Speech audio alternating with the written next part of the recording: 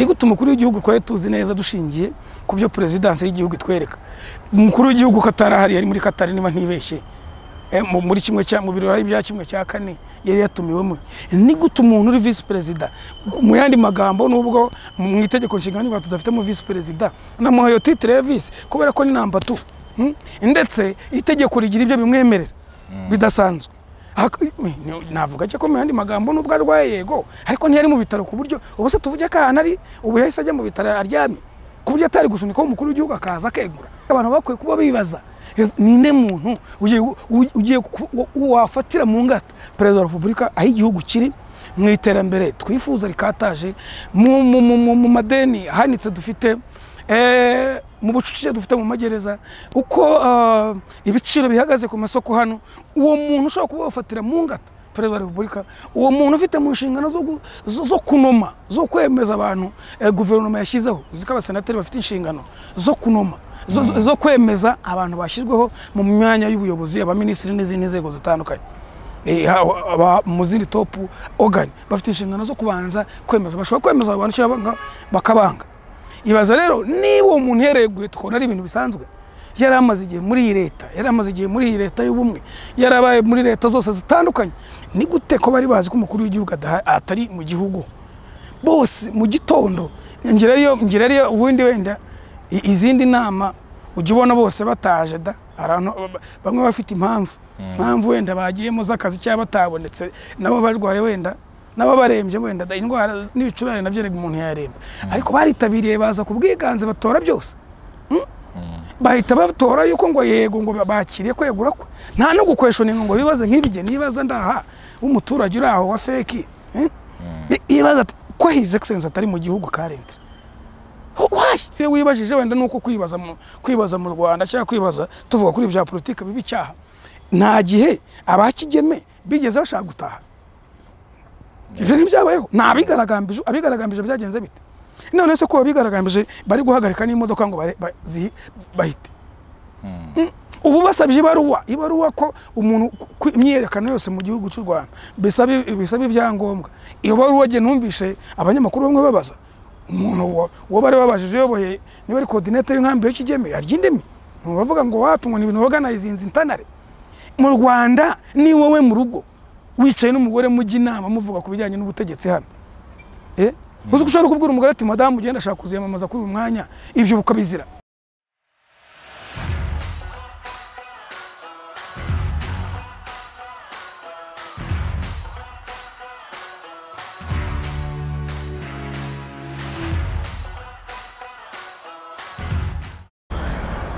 ikaze bakunzi b'Umwenegihugu TV tubifuriza ibihe byiza aho muri hirya no hino tunizera ko mumeze neza waba uri mu gihugu cyangwa se hanze yacyo reka mwese tubifuriza ibihe byiza hanyuma imbere ya kamera murahabona Ntaganzwa Aime Desire muramumenyereye mu busesenguzi reka tumuhe ikaze Desire tuguhaye ikaze urakoze cyane Eric n'Abanyarwanda cyangwa abumva ururimi rw'Ikinyarwanda baduteze amatwi n'abari kutureba ubu abazatureba bose turabashuhuje kandi nkuko nyine dusanzwe tuganira ndakeka n'uyu munsi tuza kugira ikiganiro cyiza murakoze urakoze cyane ariko nyine no mu buzima busanzwe nizere kumeze neza bene gihugu barabibona ariko ntekereza ko kuri kwa nyako buriya se wowe wakutwihera ntago ariko bitekereza ariko kuba nyine umuntu ari hari muzima nicyo gishoro abanyarwanda dufite abenshi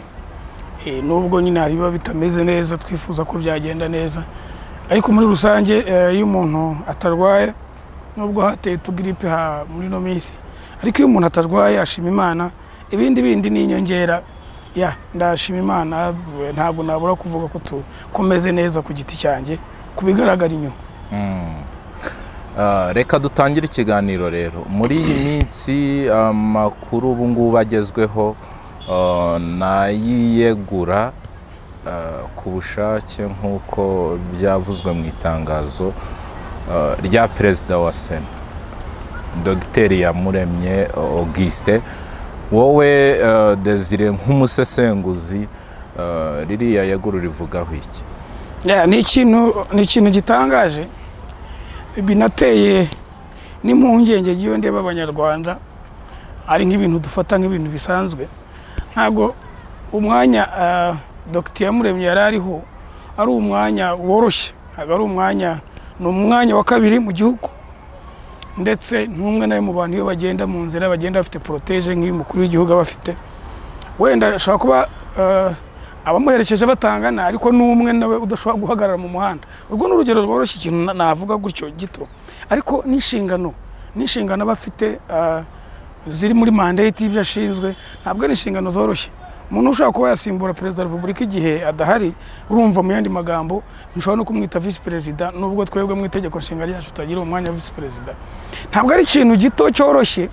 Gusa abanyarwanda turatangaje, niba ari bwa budasa twize. Prince Kid arafungwa bigacika, arafungurwa bigacika, bandi mbati barafungwa bigacika, ariko ntabwo umwanya umuntu ku rwego rwa vice perezida, umuyobozi wa Sena ufite inshingano zikomeye, wa kabiri ku mukuru w'igihugu, umuntu akavuga ko yeguye kubera impamvu z'uburwayi, ndabyumva, twese dufite umubiri, ariko igitangaje uzi ko anegura yeguye umukuru w'igihugu atari mu gihugu. Iki kintu uracyumva? Ubundi abanyarwanda sinzi ibintu bya politike twabishyize aside, ariko igihe kirageze ngo politike tugira ubuzima, tunatekereze, tunibaze ku bintu byose biba muri politike yacu. Ntabwo kurwara yarwara, ndabyumva, ariko ntabwo ntekereza nibyo ari bimunaniye yuko yategereza umukuru w'igihugu akagaruka mu gihugu, nibuza akaba yakegura. Ariko ibaze kwegura ari ufite inshingano, ari ufite titre nk'iya vice perezida, ariwe muntu ushobora kuyobora igihugu igihe hari impamvu zitandukanye, perezida yegujwe cyangwa impamvu nyinshi zitandukanye, ukaba wayobora nibuze imyaka amezi 3 kugira hategurwe amatora yose muri rusange. Ariko ubwo urumva niyo amatora batarategurwa muri rusange, ntibiva no ko umuntu abashaka kuba yakora no mu nzibacyuho. So rero ni ikintu gitangaje cyo kwibaza kwegura kwe, kukavuga ko ari impamvu z'uburwayi, ariko iyo bireba ntekereza ko atari ikintu twapfa gufata gutyo minenebwe, kuko ubu umutwe wa Sena n'inshingano ufite ubuyobowe n'igitsina gore. Simvuze ko igitsina gore kidashoboye,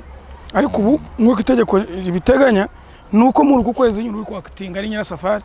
Esperance yunganirijwe na Valerie Haryende, wa mudamu ugeze kwiyamamaza kuba perezida, ashinzwe ibintu bya finance muri Senate, ari Vera Mukabaramba. Wajya mu mutwe w'abadepite nawo icyiciro gikomeye, nacyo kikaba kiyobowe uyoboye umutwe w'abadepite nawo n'umudamu. Gusa ntibitunguranye, nigeze numva His Excellency mu gihe kimwe mu kiganiro avuga yuko igihe kimwe tuzoyoborwa n'u Rwanda. Ntekereza rero ko biriya bimwe byaba hari sayini ku giti cyanjye mu mbone yanjye, tuzayoborwa n'igitsina gore n'umuntu n'igitsina gore, ko ntacyo byaba bitwaye. Ntekereza rero igihe cyaba ari iki cyuko twayoborwa n'umudamu, inshingiye uko mbireba, kubera ko biratangaje ukuntu umuntu utari mu bitaro, yego ashobora kuba arwaye nk'uko bivugaga, nk'uko yanabanga inshingano yatorewe ntabwo yazikorera mu gitanda, ariko se n'ubundi Sena yacu ntituri muzo twirirwa tuveba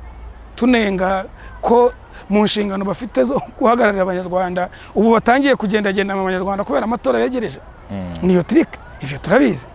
Tuzi ko muri za nzego 3 nkunze kuvuga kandi dukunda kugarukaho, tugira inzego 3, tugira judiciary, ubutabera cyangwa ubucamanza, nyubahiriza tegeko na nshinga amategeko. Nshinga amategeko irimo imitwe ibiri twirirwa buri gihe tuvuga yuko uko yagakwiye, ndetse ntidutinya kuvuga yuko hari n'abamwe bigeze bavuga yuko mu nshingano bafite batarimo guhagararira abaturage. Rero kuba umuntu izo nzego ziyobowe n'abagore, simvuze yuko badashoboye, ntekereza wenda ko biri kujyanisha n'ibyo umukuru w'igihugu yivugiye yuko igihe kigeze ngo nuzamufatira mu ngata abe yabigitsina gore. Ntekereza rero ko kuba umuntu hari umwanya uri vacant post, uri vacant post, umwanya wa perezida wa Sena, muri yiyongereye kuri ya myanya yindi tuvuga igira abantu bakitinga. Uzi ko twahereye kuri za rura tuvuga barakitinga, babuza abantu bajya muri iyo myanya. Abanyarwanda baravuka bagira inshingano zo kuyobora rura. Komisiyo y'abakozi ba leta no muri iriho umuntu wakitinga. Twavuga ibigo byinshi bikomeye, none uyu munsi yongereho perezida wa Sena. Ubu ntekereza ko itegeko rivuga nyuma y'ukwezi yeguye hagomba gutegurwa amatora y'umuntu umusimbura. Ariko twakibukiranya ubundi yari yagiye hata yaregiyeho uzi ko itegeko nshinga ry'u Rwanda nkuko ryavuguruwe cyangwa ryavuguruwe na 15 mu ngingo zayo zivuga kuri Sena igizwe n'abantu 26 12 bava muri institution zitandukanye abandi 8 bagashyirwaho na Perezida wa Repubulika abandi 4 bagatangwa na forumu y'amashyaka n'abandi 2 bava muri kaminuza zigenga n'iza leta muri ibyo bakaba 26 bose. Rero uyu mugabo wari umaze imyaka 40 asavinga igihugu wumva ariko abantu kuntu baba baravukanye imbuto yari amaze imyaka 44 asavinga yagiye ayobora ministeri nyinshi yabaye no mu butasi ku bwa Habyarimana yabaye n'umuko nkuko bivuga wa Sindi ku bwabo aba yagiye habwa inshingano nyinshi ntabwo rero kuba rwose byararangiye ari ikintu cyoroshye ubu turi mu zindi nkuru z'abantu bari kwigaragambya mu nkambi hari impunzi kandi impunzi zitemere kwigaragambya icyo ni ikindi ubu nizo zishyushye tukaba nyuma muzi ko n'umutwe w'abadepite cyangwa n'abasenateri yakomokagamo bamwemereye ku bwisanzure yuko uko kwegura ke nyine bakwemeye.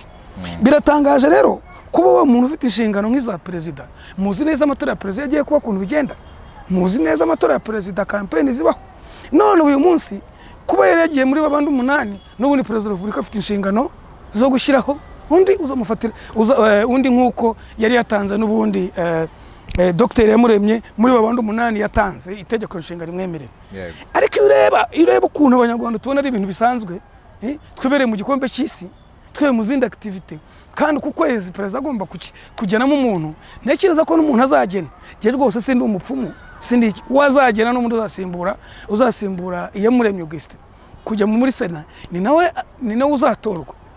rwose bidahanye nd'abanyarwanda aho biri n'ibitabo ko bazamvuguruza ariko je mu mboni zanjye iyo mbireba mbona ari ibintu ibyizweho ntabwo numvisha ukuntu umuntu ufite uri ku rwego rwa vice president umuntu uri ku rwego rwa perezida wa Sena ufite inshingano zikomeye ubivanaho mu nyuma y'imyaka 3 ayoboye dore ko uyivugira amagambo make nta n'icyo abantu bamukwenaga kidasanzwe nkuko tuza abandi ntacyo yarakijije nta n'icyo yarafashije je niko je nabivuga ubera ko hari ibintu byinshi abantu bagiye bataka bamutakambira bavuga ukabona ni ibintu ubuzima burakomeje se twirwa tuvuga ubucucike buri mu magereza nitwirwa tuvuga inzego zimwe zitandukanye ko gufungwa byagakwiye kuba last option bitagakwiye kuba ikintu cya mbere abantu inzego zifite ubutabera zikora bwa mbere.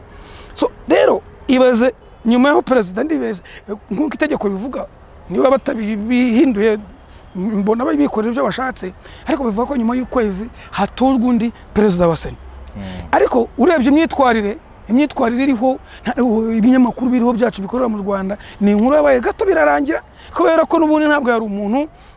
uzi yaba ari nka Evode weguye gusa ari umusenateri usangwe cyangwa ariko bw'impamvu zindi abantu bavuga byinshi n'uyu munsi ibinyamakuru babiri kiri kwandika. Ariko je ndibaza muri uku kwezi kumwe umuntu ufite role nk'iya vice president umuntu ushobora kuba president ukubona ntabwo ari ikintu cyavuzweho umwanya munini ntabwo ari ikintu abantu bafashe umwanya ngo basesengure keretse wenda nk'ibinyamakuru mpuzamahanga cyangwa se bamwe bari mu batavuga rumwe na leta y'u Rwanda nibo basa nkaho bakomeje kugenda babyitsaho. Ariko twe mu Rwanda ubuzima bwarakomeje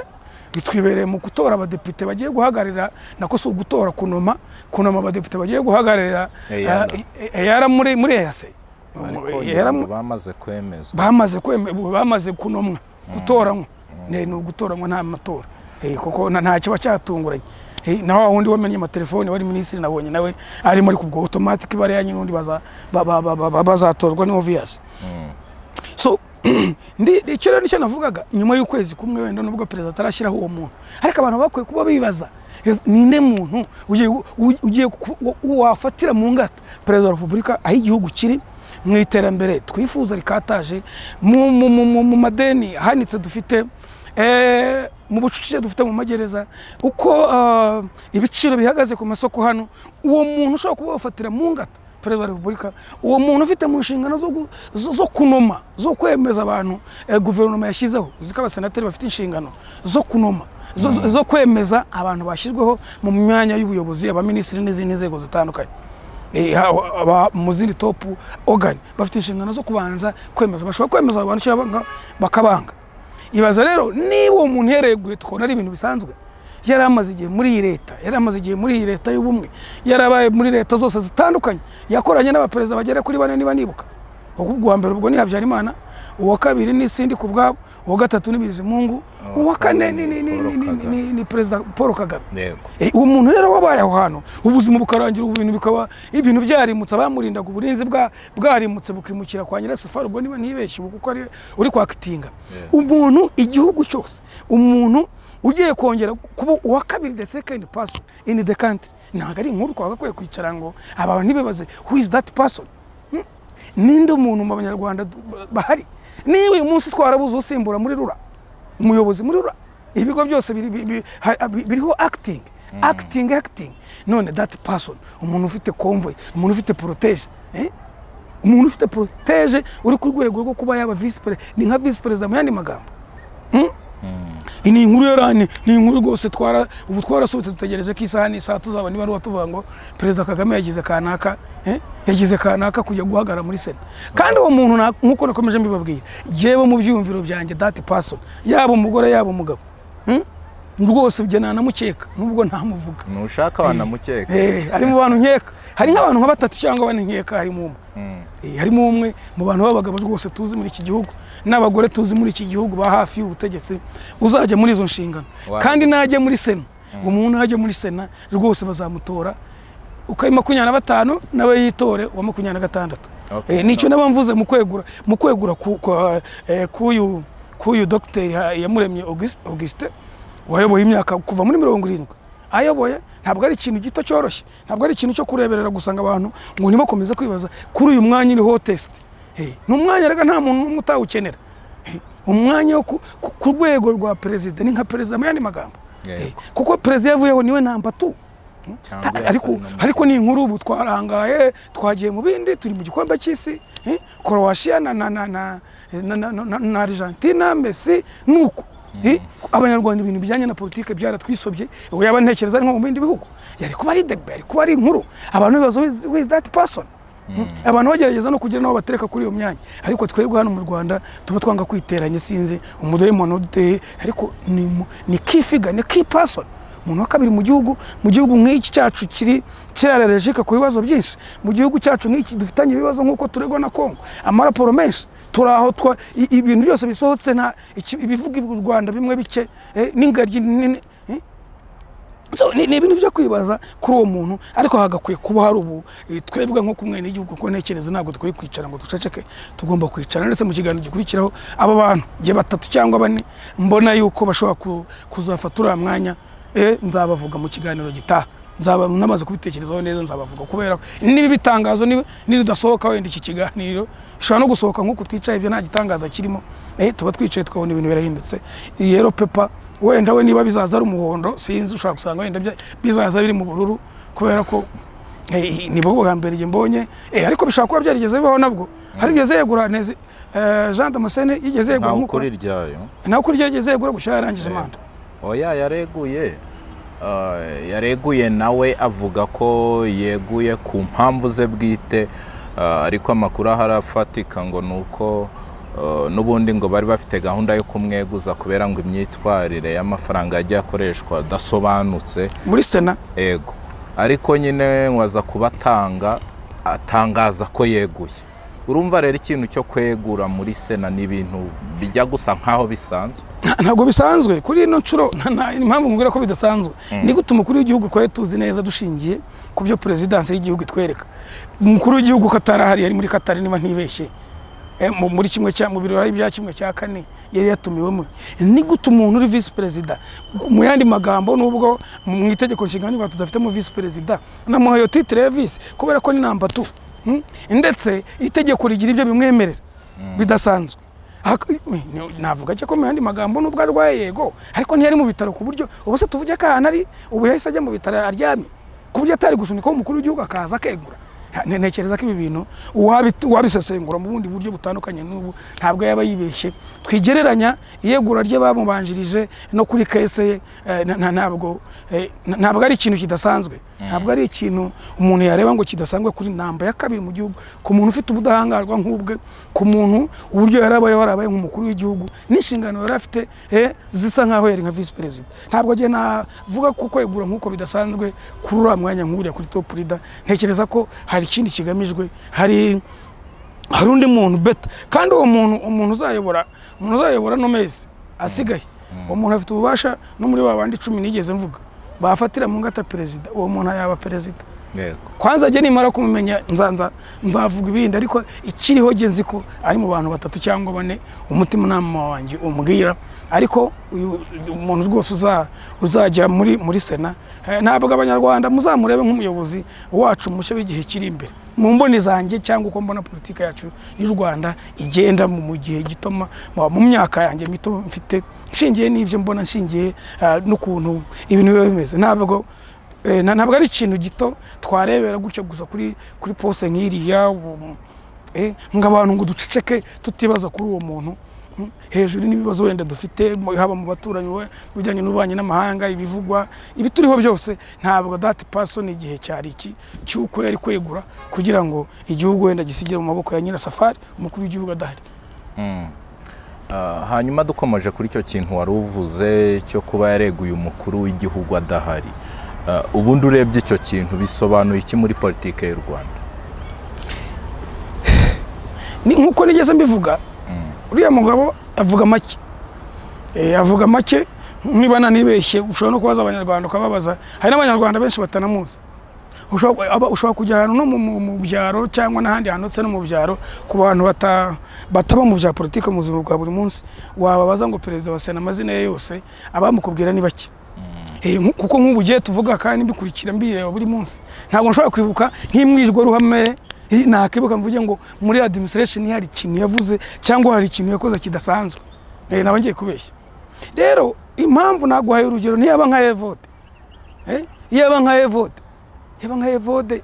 cyari kuba ari ndi skandal ari nka Evode weguye ku mwanya w'umusenateri abantu bakwiye kuba bari gushaka ibindi ariko kuko ntacyo mu mboni yanjye yararaho yiturije umuntu w'umusaza weme icyo gihe afite wenda ibyo yagororerwaga yakoze yitanze byabaye nk'ibintu bisanzwe ariko ntekereza ko bifite icyo bivuga kinini muri politika yacu yuko za nzego zacu zitavuga. Tuzi neza ko usanga muri za nzego 3 navuze izivuga cyane ari executive usanga imira izindi muri uko kumira izindi ntekereza ko ntabwo ntekereza ko nubwo twese dufite umubiri ntabwo ntekereza ko kiriya cyemezo mu mboni yanjye ntabwo ntekereza ko ari cyemezo we yifatiye ashobora kuba yarabisabwe kubw'impamvu nyinshi zitandukanye kubera ko uriya mwanya nk'uko nabivuze uri critical kandi politike y'igihugu cyacu ko tureba n'iy'isi muri rusange iragenda ihinduka. Rero ntibyagutungura rwose hari ukuntu uriya mwanya uri strategic ku wundi muntu kubera ko uwo muntu ufite ubushobozi bwo kuba yafatira mu ngata perezida wa repubulika itegeko nshingano nk'ubwo bubasha umuntu ufite ubayeho ari nomero ya 2 mu gihugu tukaba dufite amatora 2024 ntabwo ntekereza ko abakuru bacu batuyobora ari injije kuko sinibaza yuko nk'ubu wenda ibyo byose twavuze perezida wa repubulika habaye impamvu wenda zitari z'urupfu habaye impamvu ntabwo ntekereza ntabwo mbona ntabwo mu mboni zanjye ntabwo nabonaga iyamuremye jewe nk'umuntu watiyobora kubera ko ntekereza ko yakorerwamo ntabwo mbona Dr. Yamuremye de character uko namurebaga ntabwo mbona ko yari afite ikintu cya rigere cyo kuba yatuyobora. So ntekereza rero ko hari impamvu nyinshi wenda his excellence akaba ashaka kuvuga ati jewe 2024 sinzi yamamaza n'urugero ariko reka nshireho undi muntu abanze yimenyereza zino nshingano zo ku rwego rwo agene niyo cortege nk'iyo perezida imugendaho abanza bimenyere none amatora bazamumurikira abanyarwanda turebe n'uwo muntu koko twamushyigikira. Ntekereza ko je mu mboni yanjye mbireba ukwegura kwe umukuru w'igihugu adahari nta cyari kigoranye yuko ari gutegereza kaza uko umuhango agasavinga yasavinze neza akamunika amaboko nk'uko wenda yabyivugiraga ariko kudusiga gutya umukuru w'igihugu adahari icyo mvuga kuba adahari yari mu butumwa bw'akazi ntabwo yari mu gihugu kuri territoire y'u Rwanda itegeko nshinga rifite ko ribivuga yadahari bifite ko bibivuga. So rero ntabwo that person kwegura umukuru w'igihugu adahari ubusa nk'ubu perezida wa repubulika ko ari umuntu agize ikibazo ninde wafata icyemezo mu byemezo bikomeye tuvugiye yagira ikibazo ubu ni Nyirasafari Esperance wafata icyemezo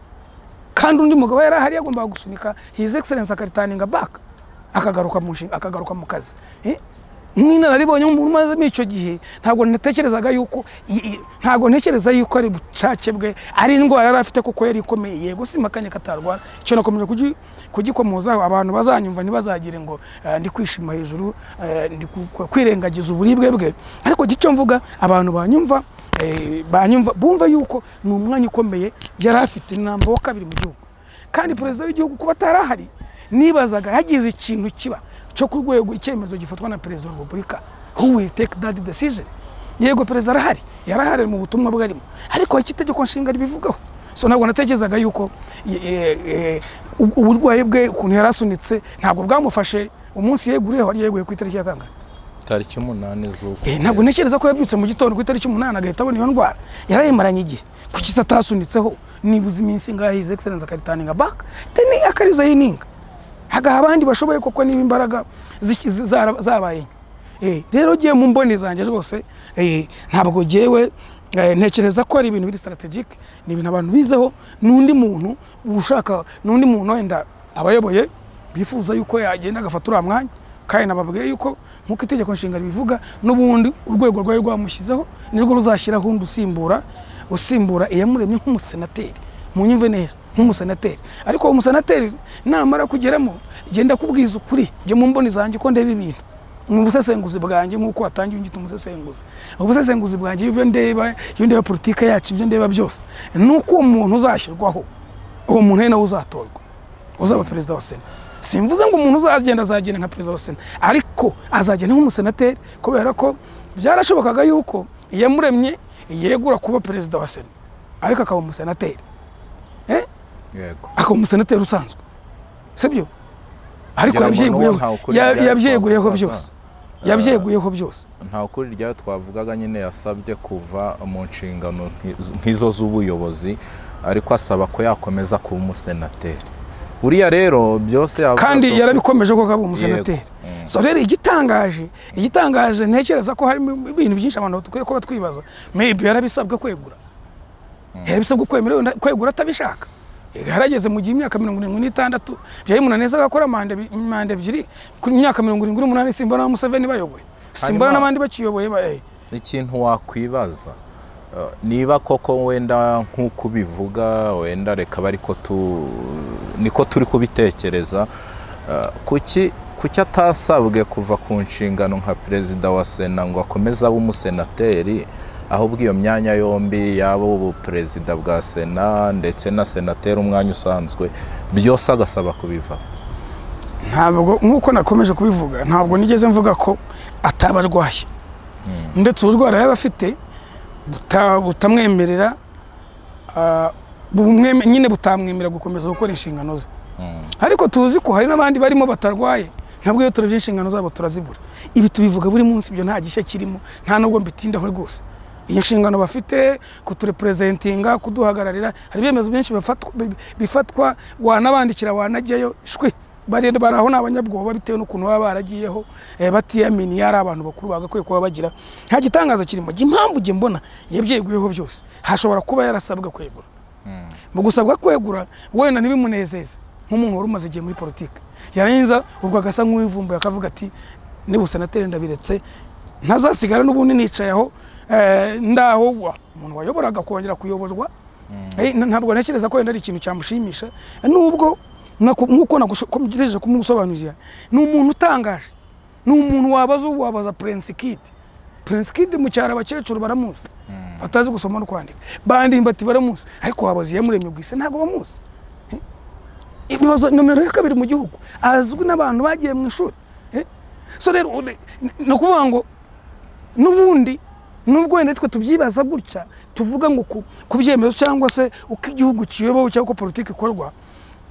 ninde kuko yari yeguye yavuyeho, umukuru w'igihugu adahari yeguye. Kuba adahari ntibivuze yuko atana delegating atakoresha telefone ahari hose, ntago nabihakanye, ariko ari ibyemezo runaka ni namba tu. Ntekereza ko kwegura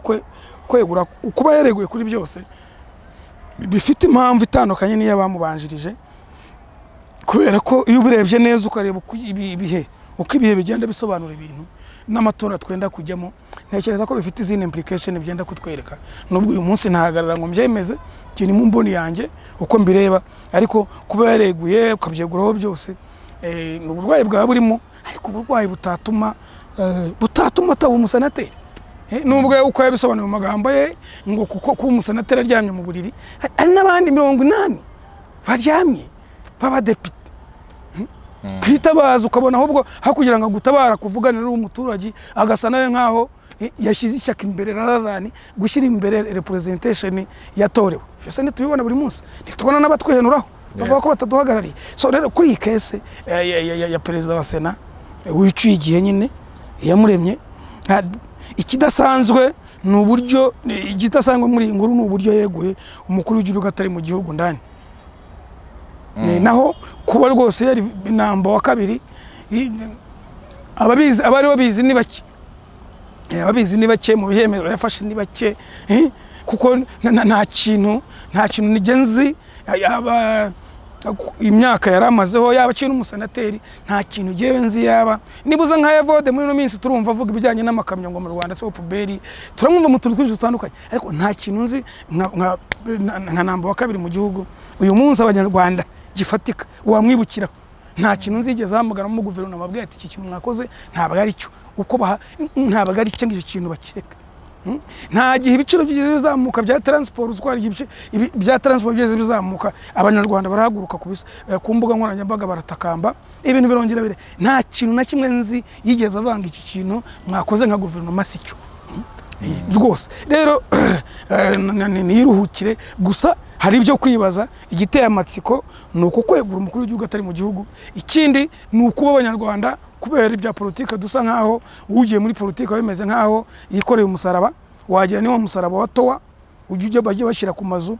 ni ibintu bisanzwe abantu boroheje ariko hagakwiye kuba hibazwa ngo who is the next number 2 mu gihugu who is the next number 2 mu gihugu dushingiye nuko ubukungu bw'igihugu buhagaze dushingiye nuko situation imiyoborere y'igihugu ihagaze dushingiye uko tubanye n'abaturage dushingiye uko isi iri kudufa community international iri kudufata ngo who is the second person to lead us mu gihe kizaza dushingiye kuri ibyo ninde wataninga ibintu back ubu birashoboka ko isukari izongera kugura 600 ntabwo bibaho ngira ngo Beneri yarabisobanuye ubushize ivuga ko muri gahunda y'uko ibiciro bizasubira inyuma ntabwo icyo kintu gishoboka ubwo wenda badukurikiye bazajya gukora ubwo bushakashatsi ariko ibyo bintu byaratangajwe baravuze ngo icyo baharanira nuko ibiciro bitakomeza kuzamuka ngo ariko kwizera ko aho bigeze bizasubira inyuma nta cyizere gihari ariko birumvikana icyizere cyakabaye kuba gihari bambwira ngo wenda uruganda rugiye ku inganda 3 cyangwa 4 zigiye kunganira uruganda rwa Kabuye nta bihari ni ubwo buryo bwonyine bwashoboka nubwo ariko igihe tugiteza amaboko tukibivana hanze ni ifaranga ryacu rigutikira nyine ntabwo ari ikintu Beneri yakwiye kwikubita mu gatuza kuba hari izo nzira ahubwo ari kutubwira way forward mu gukemura iki kibazo ku buryo burambye kubera ko ntabwo twenyine twagize iyi crise so nicyo rero rye navuga kuri ibi gusa ninkomeza kwibaza nimbwira n'abandi basesenguzi cyase abanyapolitike bandi ntabwo uyu mwanya uyi vacant post iri muri Senate umwanya ukomeye namba ya kabiri mu gihugu ngo nomero ya kabiri mu gihugu ni umwanya uri ku isoko ariko utapiganirwa n'umuntu wese kubera ko kugira upiganirwe nuko ugomba kubuturuka he watanzwe nandi na President wa Republika rero abavukanye imbuto abavukanye ibintu byose Habimana yahaye Habimana yahaye ubwo wenda ari gutegurwa ariko ubu tuvugana nomero ya kabiri mu gihugu ntaho hari ni vacant post ni post ishomereye wari uyirimo yabonye atabivamo arahunga yabivuyemo arahunga nubwo koko ashobora kuba arwaye hanyuma wenda mbere yuko tuva kuri icyo kintu Dr Iyamuremye yeguye tariki 8 z'ukwa 12 bucya Sena yiga ku bwegure bwe mu basenateri 26 nawe arimo yego 25 bose batoye yego bemeza ubwegure bwe ndetse abenshi bagera nko mu 8 nkurikije amakuru nagiye mbona bamushimiye rwose uko yakoze neza ubwitange bwe ubunararibonye ubunyangamugayo n'ibindi bitandukanye, ariko ukibaza kuba amajwi yose we umukuyemo yaremeje yego, bisobanuye ko abo basenateri bose uko ari 25 babonaga ko koko byari ngombwa ko yegura. Nta kintu na kimwe muri bari abasenateri bajyaho yagiyeho n'ishyaka, nta kintu na kimwe kiba cyabayeho kubera ari uko abanyarwanda ntibavuga se ko ugiye gusoma itegeko nshinga rivuga ko abasenateri bashyirwaho n'abanyarwanda, ariko ugiye kureba ukuntu batorwa no mu gutora tuba represented. None se barabahagararira kaminuza wagiye kubatora inyuma, wewe wigeze ujya gutora umusenateri? Wambwira umunsi n'umwe, wambwira umunsi wagiye gutora umusenateri babatora gute? Ngovuga ngo ibyanditse mu itegeko nshinga bihabanya cyane n'ibikorwa. Ibikorwa nyine ngo harabaduhagarariye nabwo guhera ku mperutse kumva ngo hari amategeko yanditse n'atanditswe. Hari uburyo bwacu twebwe mu mategeko, hari ayazwi na Perezida wa Repubulika yageze abivuga ko bafite ubundi buryo bwabo. Ntekereza ko ari bwa budasa, ariko wakwibaza ngo se ubundi itegeko ritanditswe ryubahirizwa gute? Kuko urumva niba ritanditswe nta nubwo rizwi. Kwibwiriza telefone ibihari, kwandika uguhamagara ati ibingibi bigende gutya. Nk'ubu reka nk'icyo waruvuze, umbwira gute ko umuntu yeguye nimugoroba? Ntivyaje nimugoroba nijoro hari nko mu masaha 2 gutyo. None se iryo joro abantu baraye, iryo joro baraye abantu bose ko ari 25 25 baraye bakimara kubona iyo baruwa baravuga yarakiretse niba yarabarambiwe. Ibyo bishobora kubaho ku muntu bavuze ataho ati turaruhutse, akosora musaza yapushinga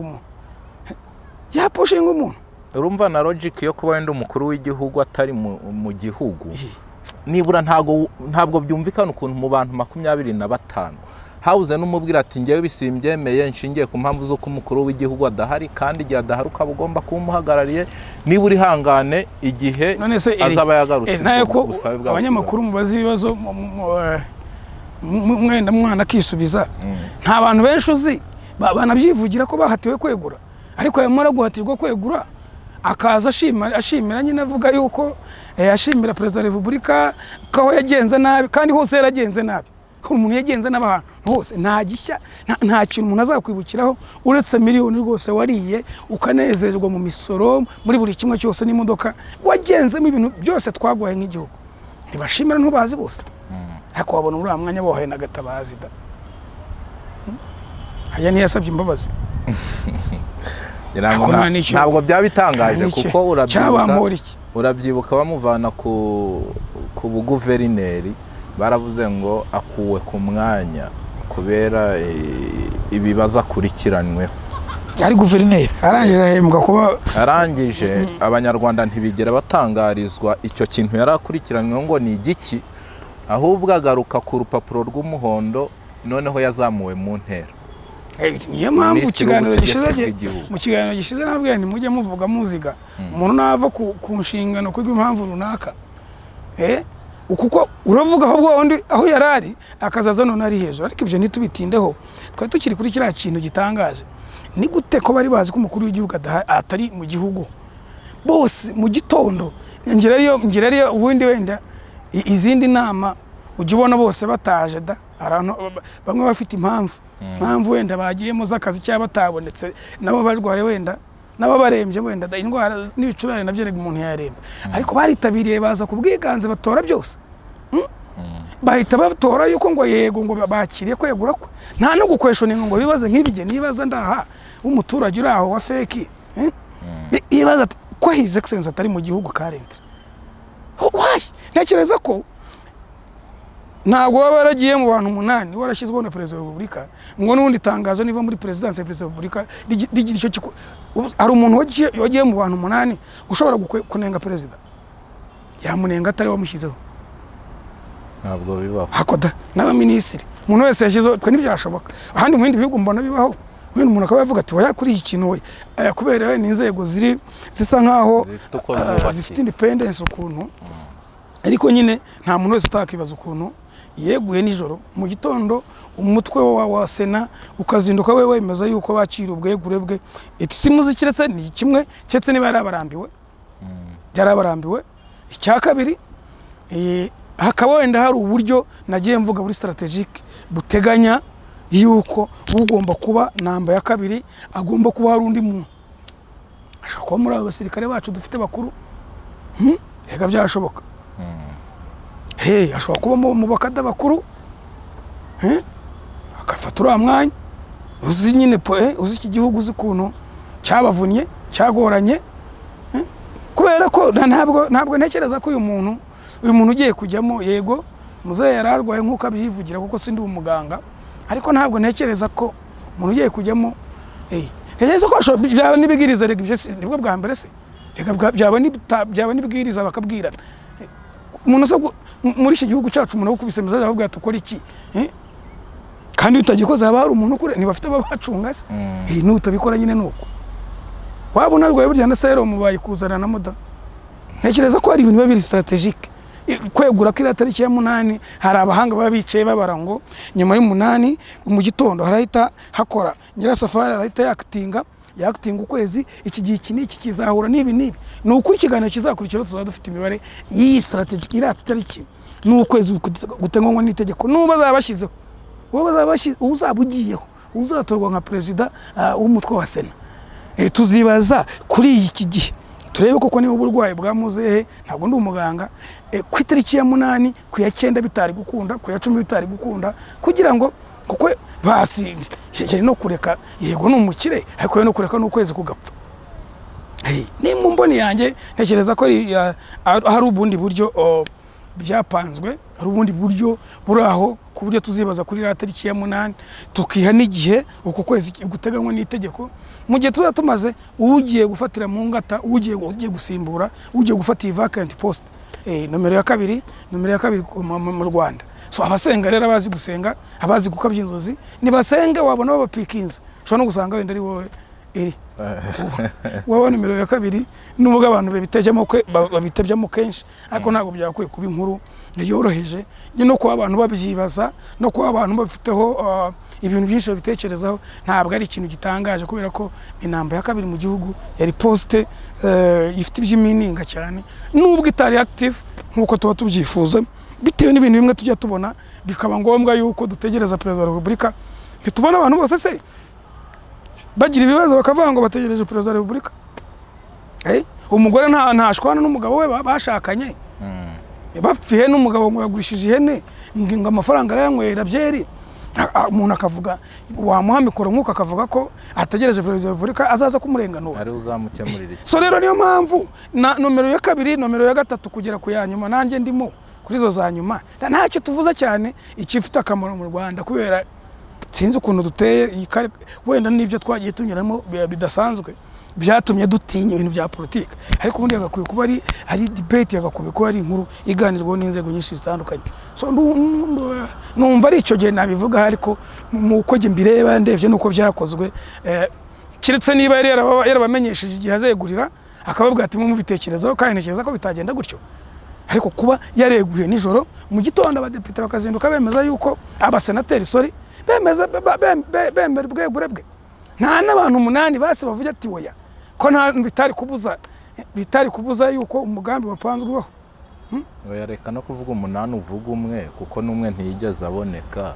ahubwo wakwibaza se abo basenateri bo kuko niba Perezida wa Repubulika number 1 we manda ze zararangiye akavuga ko mu magambo ye yivugira kadashaka kugira gute kadashaka kwegura ese kuki n'abanyarwanda kubona bikoreye ibitebara ko nabonye bikoreye ibitebo bajya kumusaba ati tubabarire utegura n'abasenateri bakoranaga ko nta numwe n'abari bamungirije bo vice president ko nta numwe wigeze uvuga ati tubabarire sunika ho gatubasi ko ari uku kwezi oya reka tuvuge ko abandi bose bari bazima batarwara kuki n'abanyarwanda bo bikoreye ibitebo kuri nomero ya kabiri nomero ya mbere twikoreye ibitebo turagenda turasaba turatakamba tumubwira ati tubabarire uracyari ikipe itsinda nta wundi muntu watuyobora niko nabonaga abadamu n'imicengero kucyubu nta n'umuntu numwe ndiye muremye je nakakibaje kino kibazo ahari wenda nubwo iki kiganiro tuzakireba kubera nkuko abyivugira rwaye ariko nagera mu yo kubibona kukibona azibaza ikibazo kimwe kuki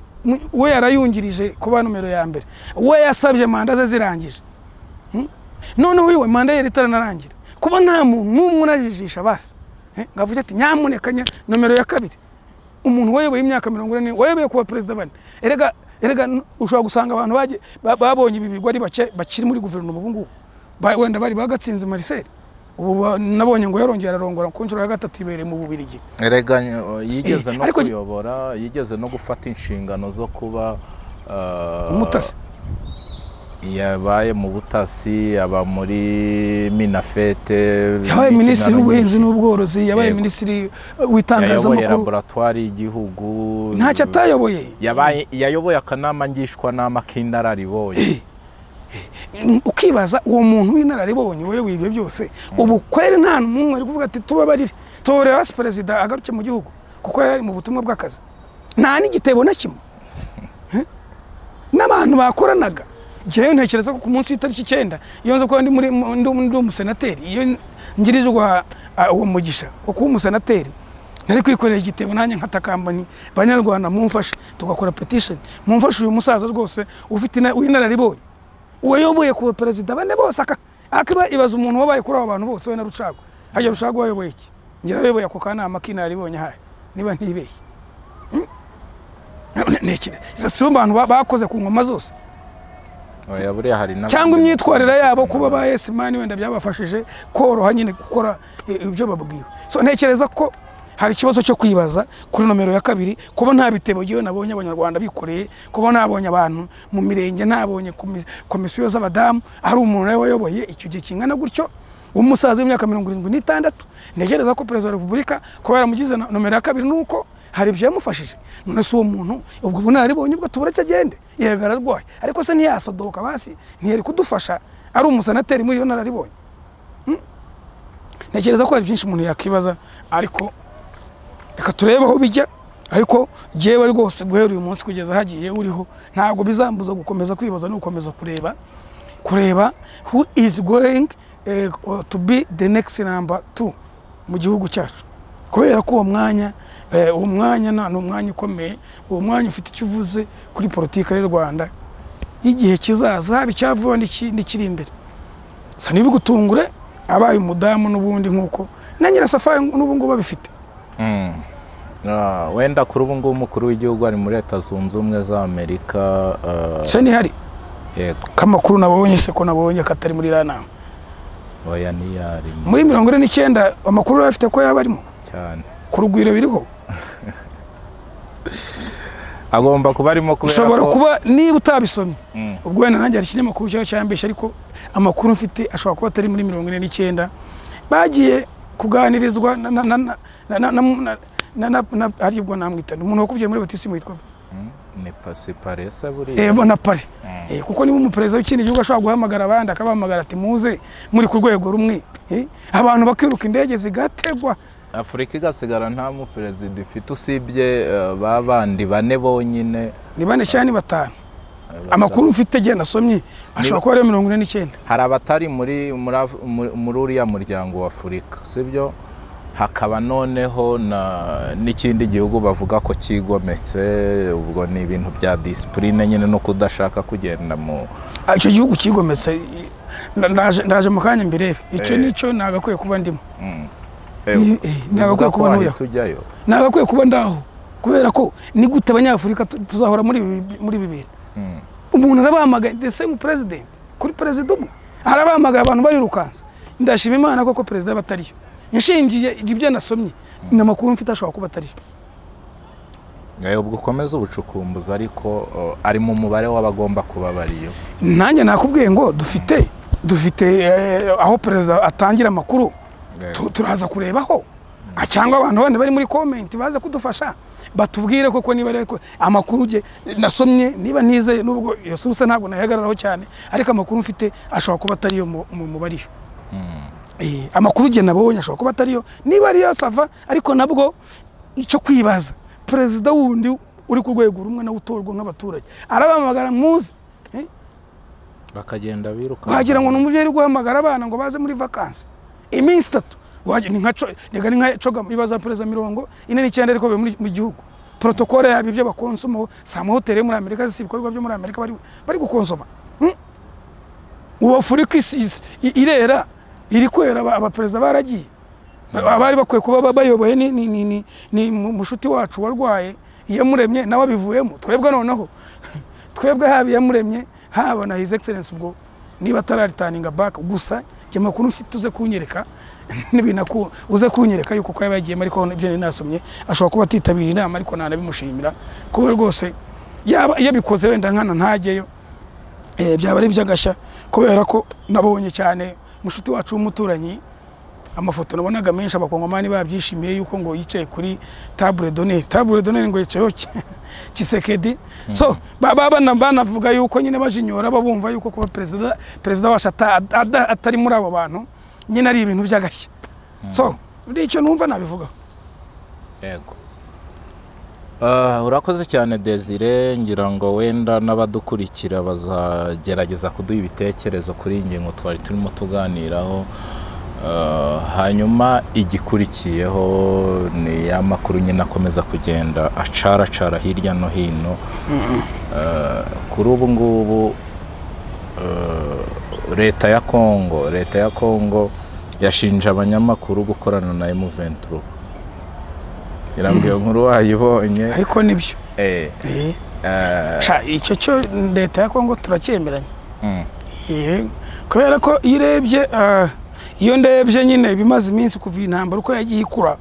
hari ibintu bisa nk'abantu bagiye abantu bari mu itangazamakuru ahubwo we sinzi impamvu utabikora kiretse niba utarabonye message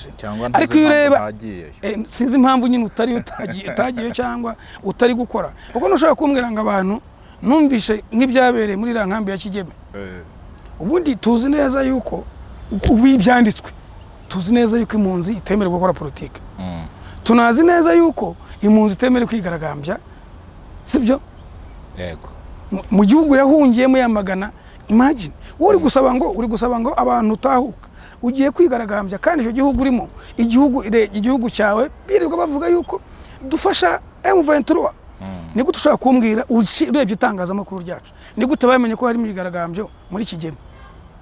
kandi imyigaragambyo mu Rwanda ubundi kugira ikora usaba uburenganzira wambwira niba barabusabye ntabwo wabihamya ko bigeze bigaragambya se bakabarasa amakuru nzi ntabyo zisa ko byigeze bibaho byarabaye bigaragambyaga bashaka iki izo nkuru zirahari kubitangazamakuru mpuzamahanga nta bantu baba bararashwe nta nabafunzwe nta nabakatiwe none se kuki kwigaragambya ko kwemewe abanyamakuru bakamurika byose bose hari n'abariyo rwose amamodoka y'abafurutanka zuruzuye dore bari kuboga so ntabwo jewe ntabwo kuri no ncuro ntabwo nahakana yuko hashobora kuberega itangazamakuru risigaye rikoreshwa cyane mu ntambara nyinshi se ntitwayibonye mu ntambara y'Ukraine na Burusiya ibona ukuntu ibintu biba byakuririzwe abantu bapfa kuriya isi kareberera ngo ni Putin akica abantu so ntekereza rero ko nibi byacu ni intambara yo mu 23 igihe bavuze ngo ni mu kilometero 5 hafi ya Goma waba ubyibuka none so kilometero 5 zaje kuba umusozi ziri kubase amagambo bageraga bivugira abavugizi bane bavuga ko batazasubira inyuma byose ntitubibona kwitangazamakuru ryacu ariko uze kureba ukuntu bagiye bimuka ubu harandi hari inkambi y'abakongomani babanje Kigeme n'amahama ashobora kubona nabibonye ubu ngubu bari Huye ujya ntuze Gisagara hitwa gute harandi hari indi nkambi nahoze mbibona mu kanya abanyamakuru bamwe barimo na Scovia rwose bari imbere bari mu murongo bigaragambya n'amasaha byagomba kubera nanase barahamagara bati muze ni inkuru ariko nyine hari message ziba zatanzwe ariko nanone zifite abo zigenewe so rero nawe nyine niba ushaka yuko uzajya ubona iyo message bya bihembo nabonye bushize ntabyo uzabona sinabonye baraguhembye bushize nuko wabyihereranye umuvunyi sinabonye uguhemba ku nkuru wakoze kuri ruswa kora nyinshi nka ziriya aya mafaranga nkaya nyine ari mu itangazamakuru nyine rishishikariza propaganda turabibona mu biganiro byose bikorwa ntabwo kabone muyaya niba ari muyaya we yanze ngo no kubita bari kugwa nivyo bivugira nabyo ntabwo wabihagararaho ariko iyo nshingiye kuri n'imyigaragambyo yabaye nubwo bashobora kuba bafite ukuri abigaragambya ariko namwe nkibaza iyo wibajije wenda nuko kwibaza mu Rwanda cyangwa kwibaza tuvuga kuri bya politike bibi cyaha nta gihe abakigeme bigeze bashaka gutaha ibyo ntibyabayeho abigaragambije byagenze bite none se ko abigaragambije bari guhagarika n'imodoka ngo bahite ubu basabye ibaruwa ko umuntu imyerekano yose mu gihugu cy'u Rwanda bisaba ibyangombwa. Iyo baruwa je numvishe abanyamakuru bamwe babaza umuntu wo bari babajije yoboye niba ari coordinator y'inkambi y'Ikigeme aryindemi bavuga ngo wapi ngo ni ibintu organize intanare mu Rwanda. Ni wowe mu rugo wicaye n'umugore mujya inama muvuga ku bijyanye n'ubutegetsi hano uzi gushaka kubwira umugore ati madamu ugenda ashaka kuziyamamaza kuri uyu mwanya ibyo bukabizira. Ibyo ntubizi ntabwo ari ikintu gito. Ntabwo nantekereza rero ko ibyo abakongomani rwose kuri no ncuro ntabwo nabihakana. Ndebye imbaraga abantu bashyiramo ibinyamakuru bimwe nabyo umuntu yabivuga turabize rega tugira ingeso nose ubu turabashyitsi ntabwo turabashyitsi abo tubona bo turabazi. Umuhate uko bari basanga bakora turakuzi. Uko rero urusanga ukora iyi munsi cyumweru ugahinduka fuel imodoka iruzuye konte bamenye akantu message yaje ugomba gukora. Uko niba urebye Kongo yashyize imbaraga cyane mu kuvuga ibyayo iwayo urabyumva. M23 rero kuba iri muri aka kantu ko kurokira igomba no gusobanura impamvu zayo. Murabona nka kiriya kintu bavuze bashingwa ngo kwica bari abantu sinkubeshye ntabwo ari ibintu byoroshye. Biriya bintu bizakorwa ngo yaba ari propaganda uko yaba yarakozwe kose abantu ngo bishwe muri Kishashe kugira ngo iyo nkuru y'abantu bishwe n'ibyemezo bishobora gufatirwa abantu ngo twagiye twumva bamwe bifatirwa bagomba nabo ya mpamvu imwe mu byo M23 barwanira y'impunzi zigeze zishaka gutaha zikigaragaza zishaka gutaha muzi uko byagenze ababindusha bazabitegure muri comment. Ariko ikintu kiriho cya mbere ntabwo ushobora kumbwira ngo noneho kuri no ncuro aba bari kwigaragambye icyo bagamije no kugira abahishingiro M23 impamvu yo kurwana ivuga ko abantu bayo bara gusa sinshigikiye leta ya Kongo ntamwikiye leta ya Kongo kubivugwa koko niba ari byo yuko hari abantu bari kwicwa bazira uko bavutse. Tubona amafoto ibintu biteye ubwo ngibyo twagiye tubona muri jenoside yakorewe abatutsi hano ntabwo nabishigikira. Izo uri umuntu wese uba muri gahunda zo kwica je nitujya duhuza ariko uburyo bwose bwo kuganira agenda bwemera. Ariko ntabwo nahakana yuko kubijyanye na bene wacu b'abanyarwanda hano igihe cyaba kigeze ngitangaza amakuru nyine ryabo nabe bagibone ku $1 ku mpamvu zaba nibuze kugira M23 ivuge ati ntubona impunzi ziri mu Rwanda ko ziri kwigaragara. Uko ntabwo nakereza ko uyu munsi Kisekedi azinutse mu $1 akavuga ngo ni muze nabwo imyigaragambyo yabo bavuga kandi baranabyiyandikira bavuga ko M23 ihari kubw'amahoro. Mbese ni umuntu kwigaragaza kwirigagambye mu Rwanda umuturanya gushinja yuko ufasha uwo muntu wamuteye mu yandi magambo yita terrorist aranyuze ukemerera abantu bari mu gihugu aho ngaho ko bigaragambya nase baragira mfashe nk'icyapa tukagenda mu nzira tugamagana turi batanu twamagana leta ya Kongo dushigikiye M23 yuko ibyirwa nera ukuri uragira nibatugororera twaba turi intwari. Niba nabonye igihe ibyapa byanditse ayo magambo so itangazamakuru ikabyerekana message barazibonye ahubwo sinzi impamvu wowe utaduhaho. Ubwo njyewe nyine ntabwo ndi mu wagenewe iyo message ariko ntawamenya. Uraharanira yuko wayibona izo message zishimagiza ikintu uyu munsi ejo ukabona bagarutse bahora bukura n'ibyo bandika ibyo bavuze abantu babibwira ko abantu tubisoma. Ariko ni wo ni igihe kigeze ariko ntabwo ari byo gushima. Ariko iyo ureba nyine ukareba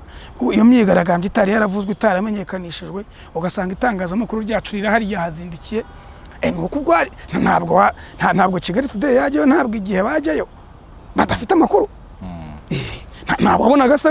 baraho urugamba ruri wabonaga baraho urugamba ruri banifotoranya nabo ushize logique tye twishyira mu mwanya w'abakongomani aka kanya gusa nubwo nashyigikiye koko niba hari abantu abari bo bose baba bicwa bazira imiterere yabo cyabazira ibyumviro byabo cyangwa uko basa ibyo ntabwo mbishyigikiye. Ariko nabwo abashaka kubyurira rega turabizi tuzi ko ibintu byubakitse turabibona ntabwo turizi niyo umuntu atavuga. Abanyarwanda bose ramugani b'abahanzi batavugenge bavuga ngo nubwo ngo imitwe yacu ngo babone imeze nk'iyuzuye mu busa nubwo tutavuga suko imitima iri mu busa nako tuvuga uretse kuvuga kwa nta kintu narenzaho ariko jimba nanze igitekerezo cyanjye uko jya mbyumva nundi yagitanga ukwe. Ariko kuri iyo ngingo nyine rumbajije kuba Kongo yavuga yuko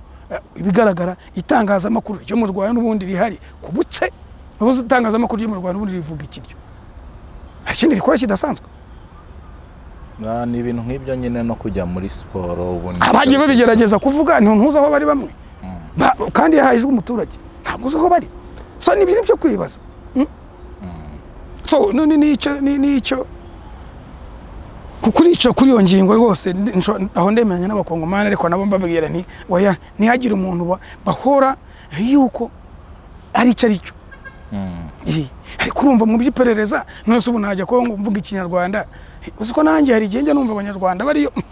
ukumva umuntu ngariyo mu za Kongo mu ntara uko Kongo igira inama 26 aravuga ikinyarwanda araca n'imigani kundusha Kongo niyo mpamvu Kongo ubona amakuru bivugiye ko bagiye kwigisha ikinyarwanda nk'ururimi rwa kangahe rwa kane uzi icyo bizaca birakira kintu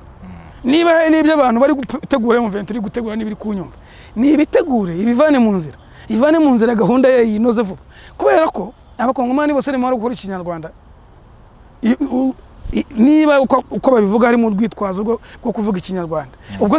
iyo ngingo izabishirya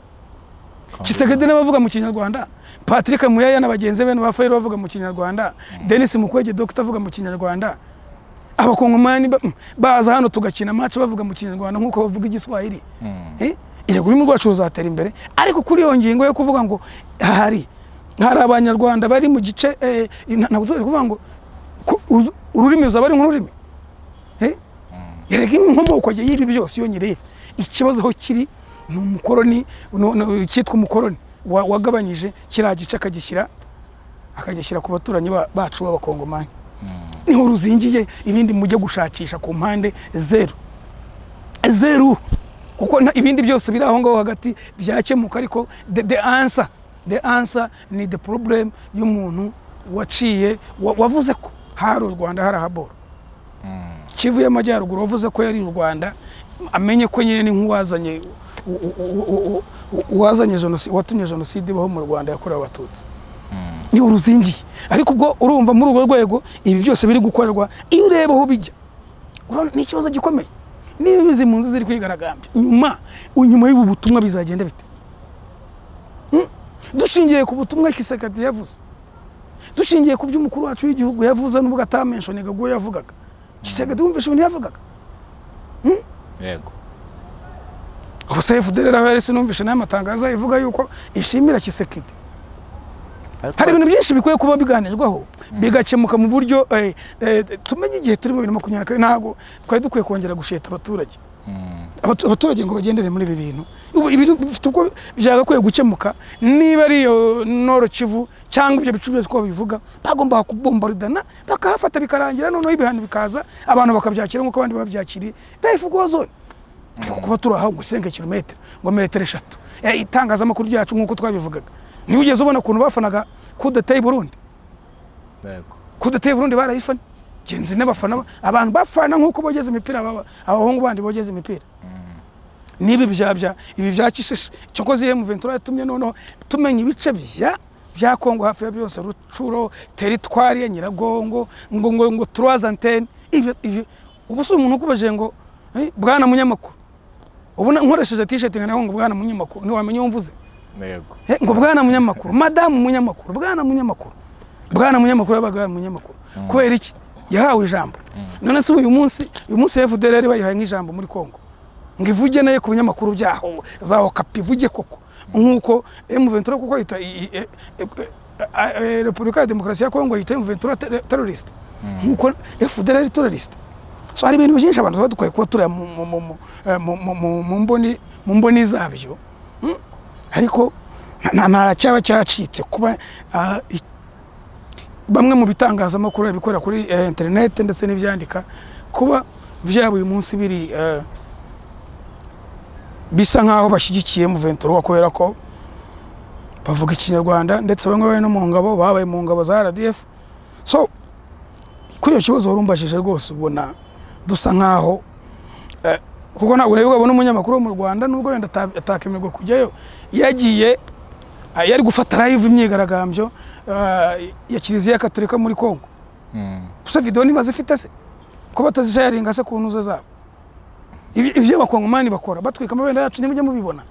so iyi ntambara nyine ni propaganda ni ibintu nuko nyine ibintu bigeze hano uko abantu bataka mu buryo bwose. Hanyuma wenda tunagana ku musozo mu minsi yashize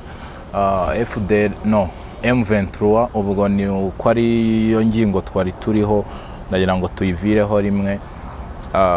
yigeze kumvikana itangaza ko nta gahunda gusubira inyuma ifite ndetse ko nta naho kugifite kubera ko nyine bigaragara ko ntaho gusubirira inyuma ifite. Hanyuma biza kumvikana ko yemeye gusubira inyuma ku mpamvu zitandukanye ngira ngo warabikurikiye. Ko bwawe kiriya kintu cyasize ihe message? Ntayo ni nkuko n'ubundi bari muri kilometero 5 kilometero 5 itangazamakuru bavugaga hejuru ryatubwira ko ari muri kilometero 5 ku mujyi wa Goma haba hagiye ingabo ngo East African Brigade muri mandate ifitemo no kuhagarika no kucinege mu M23 kuvuga ko itasubira inyuma n'ubundi iri wabo ntago ibyo nabihakana kuko sinabaye gusa ari nk'ibintu bishoboka. Ntuzi ubona ko abandi biruka bajya gushaka irini kadi jewe ari bikunda ubwene gihugu bundi bwa kabiri nasaba bwa Kongo ariko ifite amahoro. Umitishije mu Kongo ikagira amahoro kambwira ati hari abiruka bajya za Canada nabiruka bajya muri Amerika urahitamo he rwose nahita directly Nord Kivu. Nord Kivu niho najya no kwiturira nkajya korora nkaragira ahantu ibintu byimeza abantu bagasarura mwana ahantu hari ibiti bya ribuyo iki gihugu so wakinganye iki. So rero ndeba none se M23 umuvugizi wo niwo twumvaga bivuga cyane Wiringoma aho yabaga zose uguhereza abonagana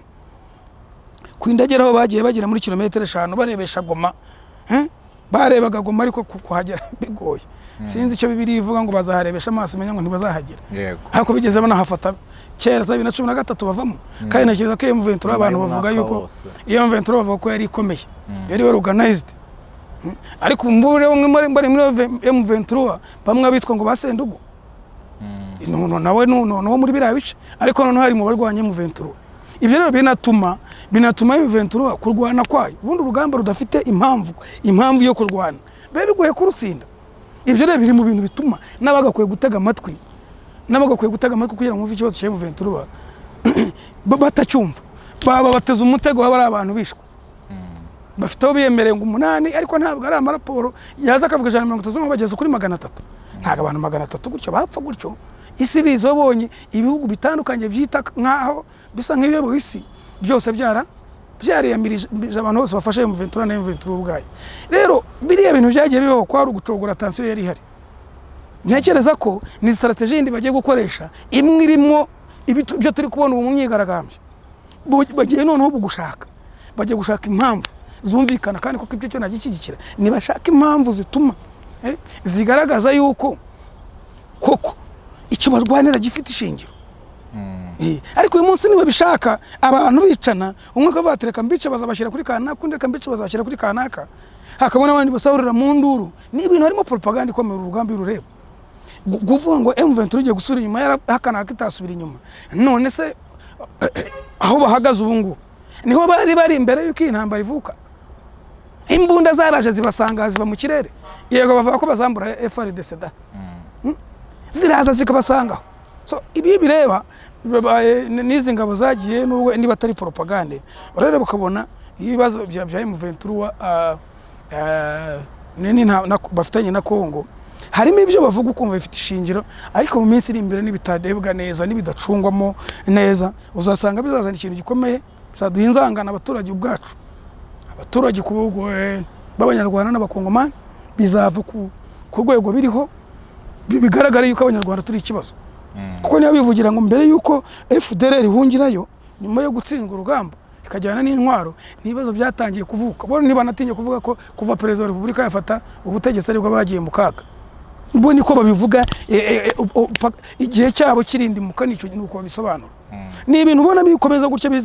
bizatutumba uko simbona nk'inyigaragambye nibyo nimyegagambye bavuga ko bashaka gutaha ubejo Kisekedi mu gitondo nazinduka avuga ati muze ndabacungira umutekano muze musubire mu byanyu mureke bemere M23 tereka duhungura abantu banyu duhungura imiryango iri mu Rwanda nko babivuga y'abahunze intambara zitandukanye sibyo wenda turwana ni anyway n'ubundi kibazo kizagaruka bavuye kurwanira mitwe kandi iriya mitwe ntishobora gushira iriya mitwe iriho kubw'impamvu keretse impamvu nyamukuru irwanirwa n'abayizi mu mutwe kandi ubirebye neza bababona banyiri gahunda wabamenya so nicyo je navuga naho gushyira kuvuga ngo Mvuyetura yasubiye inyuma yashize intwaro hasi cyangwa yasubiye inyuma n'ubundi banabishatse banyirabyo banavuga ngo birarangiye gusa iyo ubireba ntabwo ari ikintu dukwiye kwirengagiza ko cyarangiye twabonye indege za Sukhoi ntaho zagiye tuzabona ibirenze ibi nibidahinduka none urwego byagezemo niba ari amagambo ku magambo twese tukavuga n'abaturage none bakaba batangiye kuvuga bari mu nkambi bavugira mu gihugu n'ubundi dushinzwe ibyo ntabwo ari ibintu byoroshye ariko ubw'abahanga mu bya diplomasi bazatubwira bazatwereka icyerekezo ariko giyo mbireba iyi ntambara ya Kongo ku bwa Tshisekedi ntabwo bizatworohera nuko gena nicyo nabivuga Desire reka tugushimira urakoze cyane turashimira n'abatwabanye mu kiganiro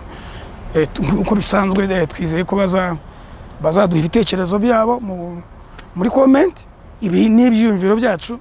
abantu rwose uwo muco bakwiye kuwufata bakwiye kubyumva niko mba mbibona nawe nuko ubibona icyo tutuba tutahuje ntago biba byacitse rwose ngiye nuko mbireba mu mboni zanjye no mu bimenyi bwanje barakoze tunabibutsa ko umwene gihugu w'abanyarwanda bose